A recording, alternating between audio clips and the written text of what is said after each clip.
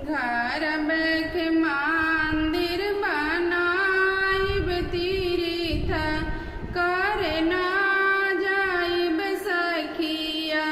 घर बैठ मंदिर बनाइब तीर्थ करना जाइब सखिया। राजा दशरथ जैसन हमरो ससुर जी, राजा दशरथ जैसन हमरो ससुर जी।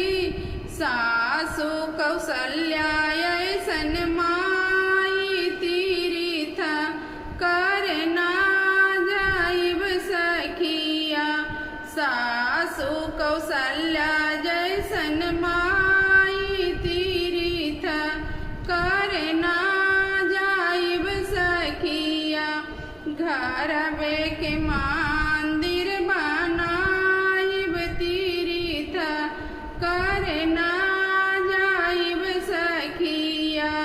भैसुर हमारा शंकर जी ऐसन, भैसुर हमारा शंकर जी ऐसन।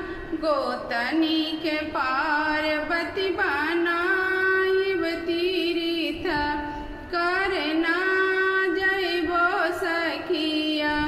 गोतनी के पार्वती बनाइबो तीर्थ करना जइबो सखिया।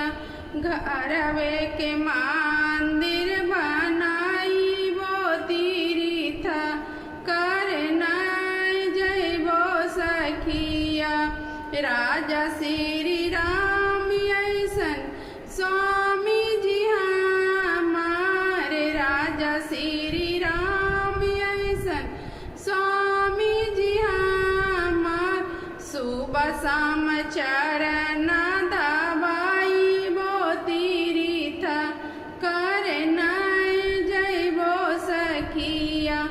सुबह शाम चरण दबाइबो तीर्थ करना जइबो सखिया।